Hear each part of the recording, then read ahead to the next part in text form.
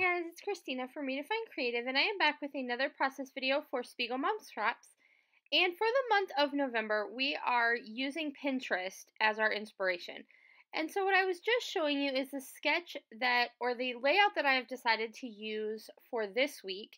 And this is from Jody Wenke, and it was posted on the Studio Calico Pinterest page.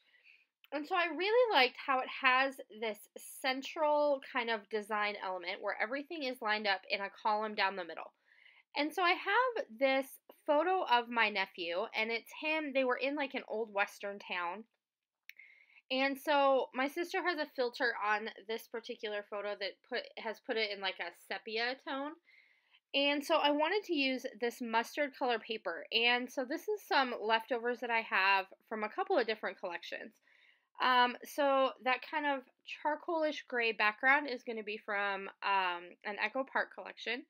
And then the yellow mustard polka dot that's going underneath my photo is from Auburn Lane, as is this floral. And so I liked in her particular layout that you can see over there on the right that she has a little bit of a floral border toward the bottom. And then I'm going to take this paper here and create a little banner to mimic the little banner that she has in her layout as well. Excuse me. Sorry, guys. So I am staying pretty true to her layout. So she's got a pattern paper above her photo that's repeated down at the bottom of the layout. And then she has the floral with the little banner. And then she has a title in the middle. And she's used a bunch of what looks like little pom-poms. And so rather than using pom-poms, I, of course, am going to use sequins. And so what I am doing right now is I am deciding where on the layout I want my photo and where I want this floral strip.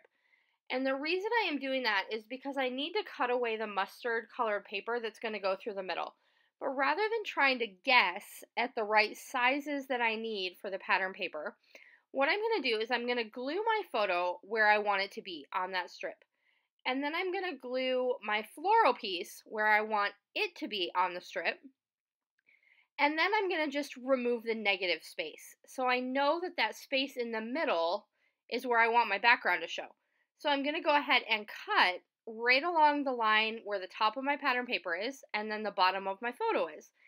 And that's going to be a quick way to make sure that I like the way that this is lined up on the page.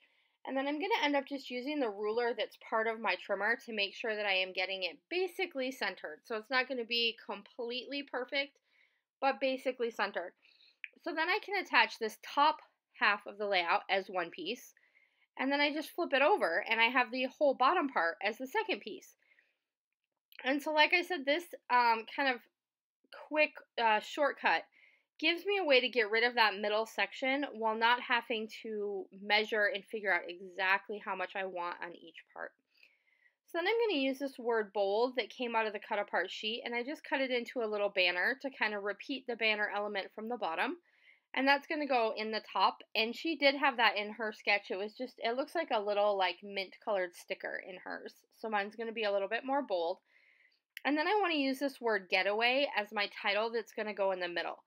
And so I'm putting black on gray, but because it is kind of a gray like chalkboard pattern paper in the background, those black letters do still show up pretty well, and it kind of goes with the flow of the layout. So I'm happy with how that looks, even though it's kind of dark on dark. And so the word Getaway is going to go into there. And then I'm going to add a few of these little stickers. And these are something that were not in her particular layout, but I do like how they look. So I'm going to add two on my banner down here on the bottom. The top one says ready to go, and then the bottom one says wander and find. And then I'm going to go back and also add one up by the word bold that just says sightseeing. So it's going to say bold sightseeing, and then I have getaway, ready to go, wander and find. And then I kind of feel like I need another word element in the middle. So I'm kind of looking around through a bunch of my other leftovers to see if I can find something that will fit. And see, you see me kind of playing with a few different options here. Because I feel like I have the words, those little kind of word phrases going on in two spots on the layout, and I need a third. So I go to my here and there chipboard, And there's one that just says love this place. And so that's going to end up getting nestled in with that word getaway. And I like how it fits in that space. And then when I go ahead and add these puffy sticker hearts, it really kind of pulls that title element together. So because the chipboard kind of lines up right with the T, and then the heart sits in the space between the A and the Y, it looks like it was meant to go there. So being very intentional with where you place your little sprinkling of embellishments really kind of makes things cohesive and seem like they were meant to go together. And so I've played with that same idea up in the top portion of my little title element as well as down in the bottom. So I'm making sure that I'm kind of strategically nestling all my little embellishments together so they look like they were made to go, like they're very cohesive. And then I'm going to go ahead and take my sequins, and I'm using two different sets. So I'm using Metallic Mess, which has those matte gold ones that are my absolute favorite right now. And then I've also pulled out one of the new ones called Earthy Treasure. And this one has some really great wood grains, and it has the kind of whitish cream color. And then it also has, like if you were to use it for something else, it has some blue and some leaves, some clear, and then some wood veneer little hearts in there that say love on them. So it's a really, really pretty collection, and I just pulled out kind of the darker tints that I wanted to use for my cowboy western layout. And that's basically going to do it. So I had a lot of fun going to Pinterest, checking out all kinds of people's different work and inspirations. And I hope you like what I did with the piece that I chose this week. Definitely stop by the shop, pick up some sequins so that you can add a little bit of flair to your projects, and I'll see you soon. Bye!